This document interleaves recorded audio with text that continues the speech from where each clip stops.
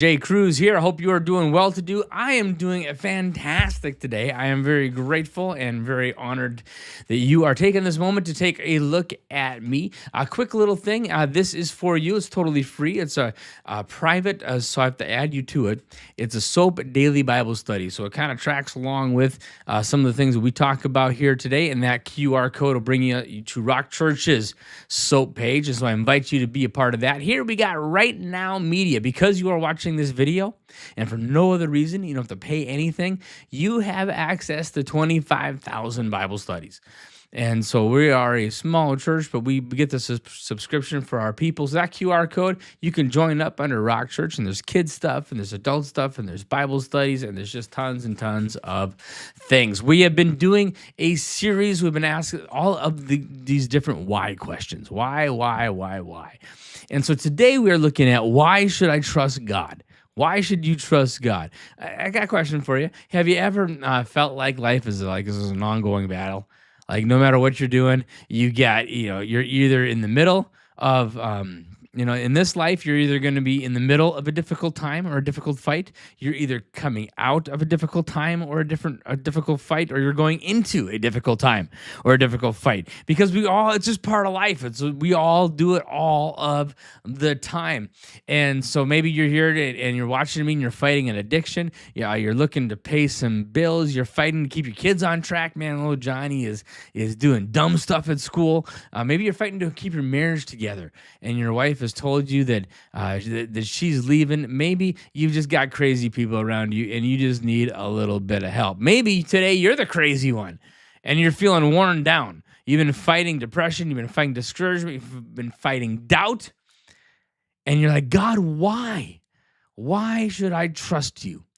Because I look around my life and I see that maybe I shouldn't trust you. You ever felt like maybe I can't trust you, God? Like, Lord, if you knew what I was going through, how could you possibly let me go through what I'm going through? If you're the God of the universe, why? If that's you today, you are blessed, because I've got a word for you. It's going to bless your heart. I promise you. Why? Because it's not me. It's kind of just the Bible. Now, Psalm chapter 20, verse 7, it says, "Some nations boast of the chariots and horses, but we boast in the name of the Lord our God." Those nations, they'll fall down. Those ones who boast in chariots and horses, they will collapse. But we will rise up and we will stand firm. So give the victory to our King, O Lord, and answer our cry for help. Pretty bold, right? There's a really great song. I might take it on to the end of this. We'll just see how it goes today and see what kind of mood I'm in. But just in case I don't, I got to sing it for you, okay? Some may trust in horses, some may trust in chariots, but we will trust in the name of our God. And it goes on from there. Bob Fitts did that. I don't know the name of the guy who wrote that, but that's an old song that we used to sing in church, and so it's pretty bold words. You trust in your tanks and your guns, but I got Jesus. All right. Now the same person, and this happens to be David. The same person wrote this in chapter 13. It says, "Lord, how long will you forget me? Forever? How long will you look the other way? How long must I struggle and anguish in my soul with sorrow in my heart every day? How long will my enemy have the upper hand?" Do you feel like you've got an enemy in your life that has the upper hand? Well, that's where David was living this day. He was living right there, because this was when Absalom was rebelling against him. And he was running from Absalom. Absalom kicked him out of his own castle. Absalom was David's son, and it broke David's heart. And so we pick it up a little bit more. Verse 3, "Lord, turn and answer me. Oh, Lord, my God, restore the sparkle to my eyes." Have you lost some sparkle in your eyes? I know what it's like to lose some sparkle in my eyes. "Or I will die. Lord, if you don't help me, I'm sunk. Don't let my enemies gloat, saying, 'We have defeated him.' Don't let him rejoice at my downfall, O God. But I trust in your unfailing love. I will rejoice because you have rescued me. I will sing to the Lord because, God, you are good to me." So I want to ask you today is, should you trust God? Well, I hope that you have a resounding yes coming out of your mouth. But maybe you're going through something and you don't feel like trusting God right now. because there's things going on in your life, and if you were cynical, you would look at that and you would think that maybe God is not trustworthy. Maybe I can't trust him because I thought he'd help, and he did it. So what do you do when you're losing your trust in God? Well, number one, at this point, David, he's saying, hey, I'm not sure I can trust God. Now, later in verse chapter 20, David's like, hey, with all my heart, I trust you. Some may trust in horses, some may trust in chariots, but I will trust in the name of my God. So David in chapter 13 is like, oh Lord, I'm just sunk. I don't know what's going to happen. And we're all defeated. Everybody's kicking my butt, God. And then, then in verse chapter 20, he's, hey, somebody trust in horses, somebody trust in chariots. But me, give me my God. So today we're going to talk about how we grow from that, from I'm not sure I can trust God to now I know I can trust God. I get that? Now, maybe, and we all go through it, but there comes a time in your Christian walk, and there comes a time when you're coming to Christ and you're yielding your life over to Christ for the first time, and you're not sure that you can trust him. Well, I know I can trust him, and I know you can trust him. But we want to take you from not being sure if you can trust God to saying, I know that I can trust God. And so that's what we're doing today. So why should I trust God? Well, not trusting God is, sometimes people, they got see this big telescope thing. It seems like God is too far away. So how can you trust in a God that you can't see? Sometimes he doesn't answer your questions so good. But the reality is that God is there. This poor little dude, he's got it smashed up against his telescope, and he's, I can't see anything but God, Jesus is right there. You can completely trust him. And I'm so grateful that I can trust God. I have this cool little story, and I think about it every once in a while. My grandmother had an encounter with God when I think she was in her 60s. You'd have to ask my mom for sure. But she lived a wild life. She told me, I was pretty young, and she told me some of the wild things that she did. And she said that her dad was a moonshiner.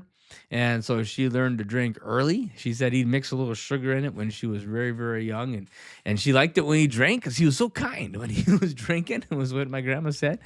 And she didn't know God. Now, she would have an encounter with God. And it was my grandmother who told me, Scott, you're called to be an evangelist. And at the time, I thought, oh, that's pretty great. Now, and I am called to be an evangelist because I gravitate towards people far away from God. I am not called to do like a TV evangelist or I'm a biblical evangelist. It's not passing. Anyways, that's putting me right at the beginning. The people are going to get saved because of my life. My grandmother told me that. And but she didn't live for the Lord her whole life. It was kind of later in life that she encountered God. And she told me one time they were on the farm. And of course, this is in the, she was born, I think, in the late 20s, early 30s. And she was on the farm, and they had a lame pig. Okay, they had a lame pig, and the truck could only take so many pigs. And so they were about to go to market or the auction still or wherever they were going. And my grandmother said, I didn't know God. I didn't know anything about God. But I just said, Lord, I need that pig to go. And so my grandma, having very, very little faith at the time, at least according to her, and she begins to pray. She said, I didn't know how to pray anything. So I just started to pray the Lord's Prayer. And so she began to pray, Our Father who art in heaven. And she said that she did that over and over and over again. And as she watched, this lame pig got in front of all of the other pigs and got on the truck and got to go become bacon.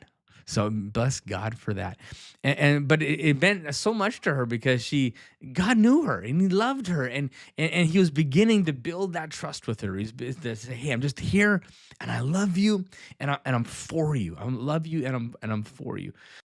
Now, a couple weeks ago, I was going, and if you come to our church right now, you'll be hearing more about this. And I've been going through some stuff. That's all I'm going to tell you right now. Yeah, but going through some stuff, and then I planned my sermons out 6 months ahead. And, well, even more than that. Sometimes this particular one, I knew I was going to preach on this series like a year ago. Okay, and I put in that I was going to Asaph and Psalm 75. And so anyway, so now I'm plugging along. I knew I was going to preach on that. I had some ideas, but I hadn't looked at it for a long time. So I jump into it, and I'm like, hey, Asaph, how you doing? So I go, and I start reading Psalm 45. We go 2 weeks ago. Look at the video from 2 weeks ago. I preached that message, and I'm an online version of it, so you can go look at that if you want to. But I'm preparing for it, and God is just kicking my butt.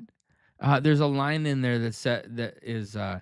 This is actually, I'm gonna pause it right here, the video. So we're gonna pause. Okay, here it is. Psalm 73. Actually, I thought it was 75. I've been telling people it's Psalm 75 for 2 weeks. This is to the God of Israel. But as for me, I almost lost my footing. My feet are slipping. And I look at the wicked. They lead such painless lives.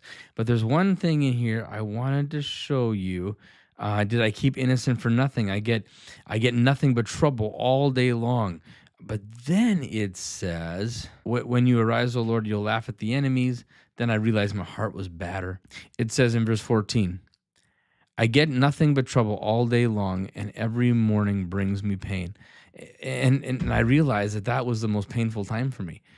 And it was really powerful because it was so I'm preaching my way through this, and I'm getting ready for this message on Sunday, and it's just rocking my world. I mean, I just can't believe how God is just being so faithful, and so then I'm up there preaching, and it's just hitting me so hard, and the gratitude just flooded over me. It was so good. And it was just like, even though going through something kind of difficult, the Lord just kind of pats you on the head, and it's like, hey, I'm right here. I'm right here. Because sometimes I know he's with me all the time, like this poor dude on the screen. I know he's with me all the time, but sometimes the problem isn't him, it's me. He never left me. He was always right there. My ability to perceive him is the only thing that ever changes in our relationship. So how do you go from I'm not sure I can trust God to I know God? 3 things, and I want you to remember those. Number 1, you need question. And that's what David is doing in this psalm, and in both of these psalms. Asaph in Psalm 73, and David in Psalm 20, and 13 rather. You question, you pray, and then you surrender. You question, you pray, you surrender. So number 1, you got to question God. Is it okay for you to question God? I'm telling you, yes. You have to question God and do it right to him. But you do it with an open heart, knowing that anytime you and him disagree, you're always wrong. But still question him. And David, a man after God's own heart, he questioned God. God, what are you doing here? Why is this happening?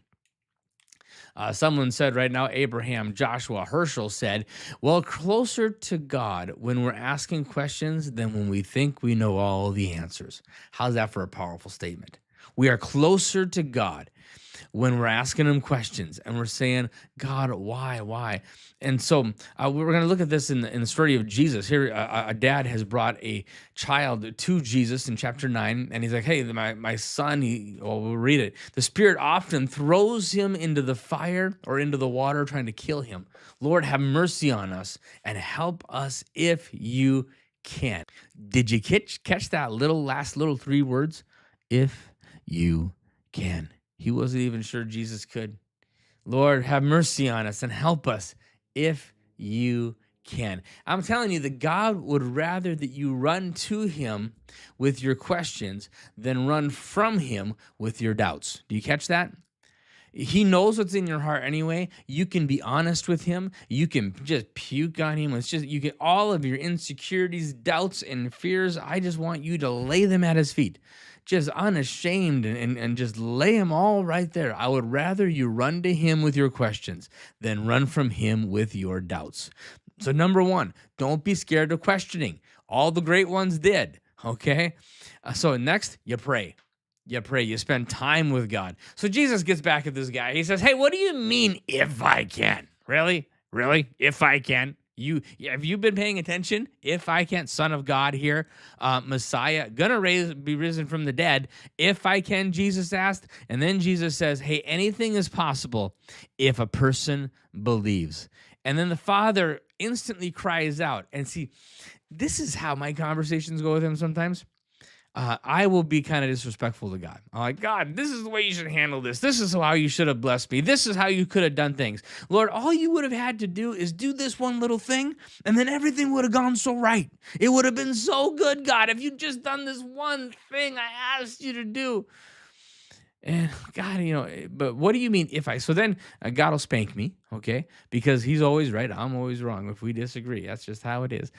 Jesus pushes back into the guy. What do you mean if you can? Right? So I encourage you to bleed on the Lord. I encourage you to lay it all at His feet. I encourage you to be honest with Him, but don't be surprised if He pushes back.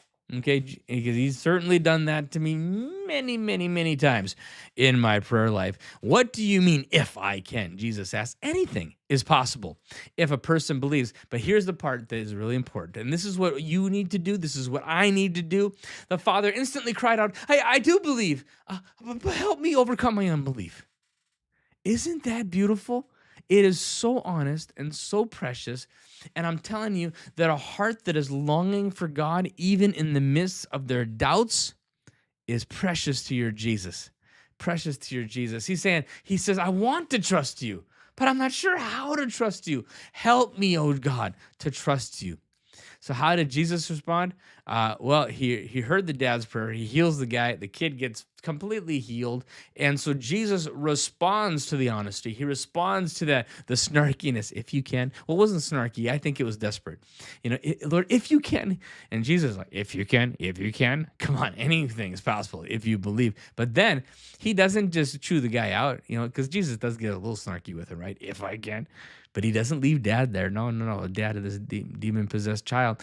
Jesus heals him, gives it to him. So, number one, you got a question. Number two, you got to pray.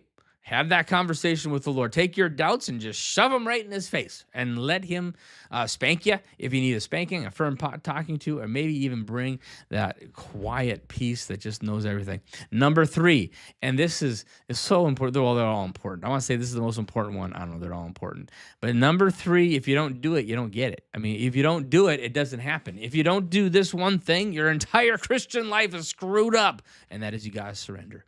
100%, absolutely 100%. You got to say, God, you are God and I am not. You are smart, I am dumb.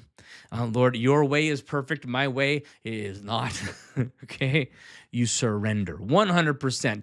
Those who trust God, who choose to trust God even when you don't understand.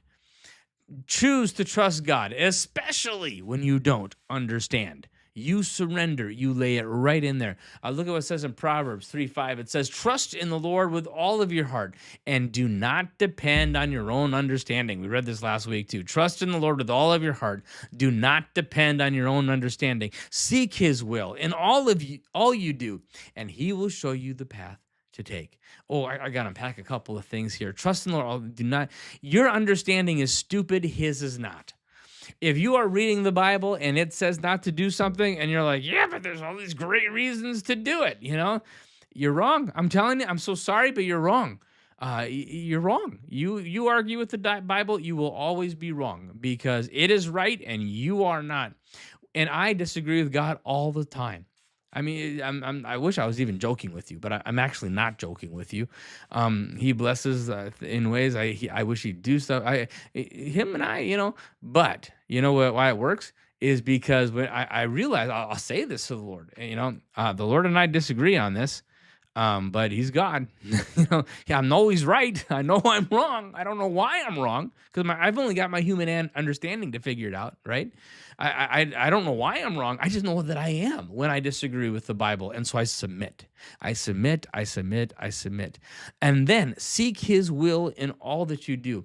As you mature, at least this is in my life. I've been a full-time pastor 28 years now, and before that, it's been a long time I've been serving Jesus. And so I don't do it all right, but I'm no rookie either. And I seek His will. Most of my prayer life, I don't ask for stuff that much anymore. I pray for blessing, financial blessing, pray for blessing in my family. I'd be honest with you. If you were to, look over my shoulder in my prayer time, there's not a whole lot of a wish list going on. I'm not saying never, but I mean, I don't. His Bible says to pray Him, ask and you'll receive, all that stuff. But do you want to know what most of my prayer life has to do with? What would you have of me, God? I'm going to look in your word. I'm going to try to figure it out. And then after I have done, and this is a totally different sermon, but we should probably do it here sometime. How do you hear God's voice? I actually preached on that a little while ago, I think. How do you hear God's voice? And it's important, but the Bible's number one. If it's in the Bible, you got it covered. It's so easy. You just read it and you do it. The Bible's easy, but there's some stuff that is not so easy. Do you want me to make this decision and this decision? So this is what I do, and it's exactly what this Bible verse says. And this is what I try to do. Seek His will. That means I'm going to fast. I'm going to pray. I'm going to ask the advice of anybody I can think of. I'm going to try to be humble enough to take that advice. And then it says, so if you seek His will in all you do, that means not just a little bit, but a lot. That means that when you find His will, you're going to do it. You're not, no questions asked, and then He will show you the path to take. Do you want to hear a prayer that I've started praying sometimes? And because I've been going through a little bit of a I don't know, off time or whatever, but I was in pastor's prayer. Must be what you want. Because you could change my mind anytime. You could speak. You could send someone and say something to me. I would listen. And actually, that has happened to me lately. I'm not going to tell the story now, but I had somebody step in my life, and they just brought some clarity and wisdom to what I was going through. And I think my life will never be the same. It's just so good. He's such a wonderful, beautiful God. So seek His will in all that you do, and He will show you the path. And I hang on that verse and say, okay, God, I sought you with everything I know how to do, okay? I'm trusting you now that this is what you want from me because this is all I got. This is the best decision I can make, and I step into it. Now, because why? My understanding is unlimited. Your understanding is limited. Get that in your head. Did you ever do something that you knew was such a good idea? I have an expression I like to use. I used it in a conversation right before I had this conversation with you right now. And this little saying I have, it was a really great idea. It just didn't work. Did you ever have a fantastic idea that didn't work? That's most of my ideas, you thought it was so good. Well, God, He doesn't have that problem. He never has a good idea that doesn't work because He's got the long plan and He knows exactly how to make that thing work.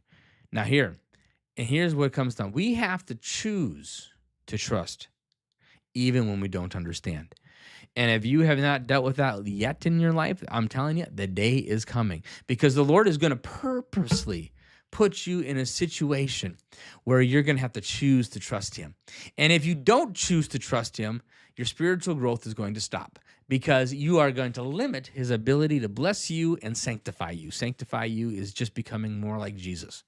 When you give your life to Jesus, oh, dear Jesus, forgive me my sins. I don't want to be a sinner anymore. Make me clean. Wash me in your blood. Poof, you are justified. You put on the righteousness of Christ. If you die, you will go to heaven, and God will look at you, and instead of seeing all of your yuck, He's going to see the righteousness of Christ, and you get to be with Jesus forever. So good. Sanctification is you actually sin less, okay? He puts His hands on you and says, Scott, I don't like this, and He begins to change it.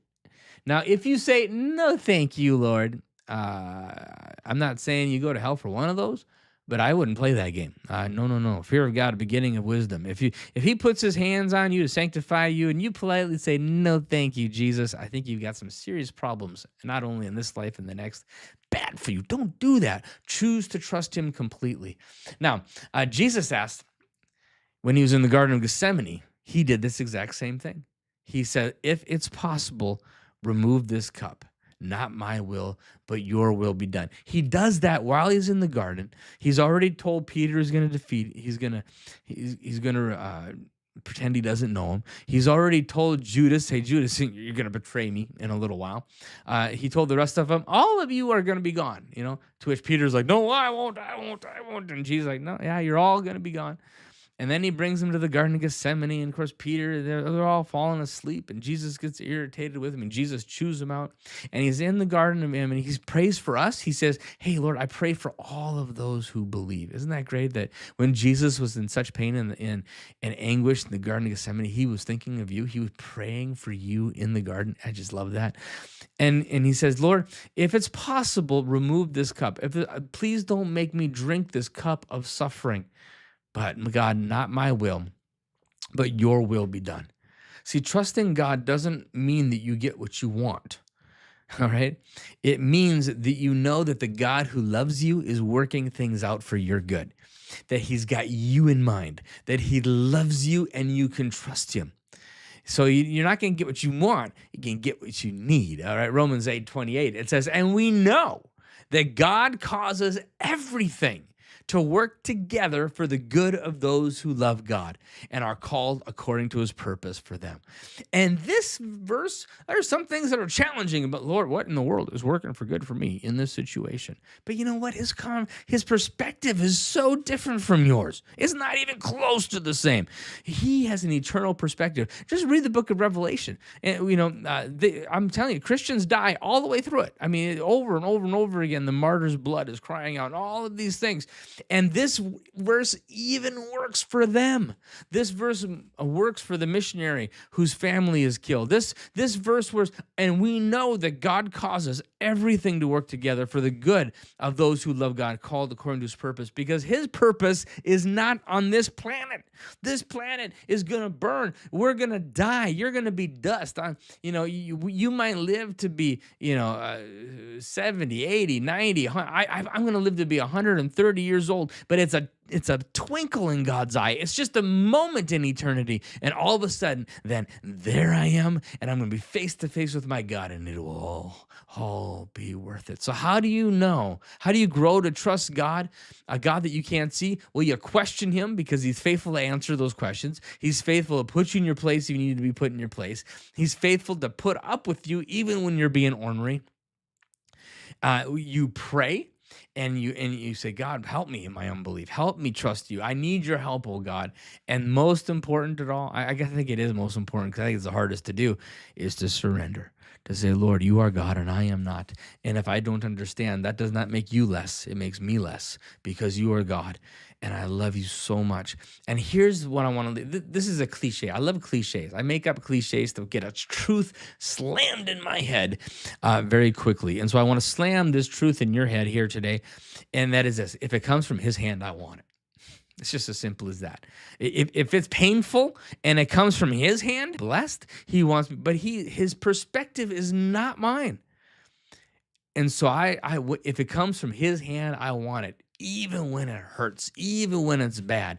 And we all got some bad stuff coming. Remember that first slide that I showed you? So, if you're not, either you are in the middle of a difficult, painful situation right now, or you're about to go into a painful, difficult circumstance in your life, or you are just coming out of a painful, difficult situation in your life. That's the reality of this planet that we live in. I'm unsanctified. I'm not as sanctified as I will be in heaven. In heaven, there'll be no more guilt, no more shame, no more. I won't have to be sanctified anymore because I'll have a new body. This old body will be burned up, passed away, and I get to be with my Jesus face to face, and I get to know him. I get to know him and love him forever. By the way, that QR code at the top there, if you want to look at any of those notes or any Bible verses or anything like that they are there for you. But the Lord richly bless you. I am so grateful that you took this time. And I'm going to pray for you right now.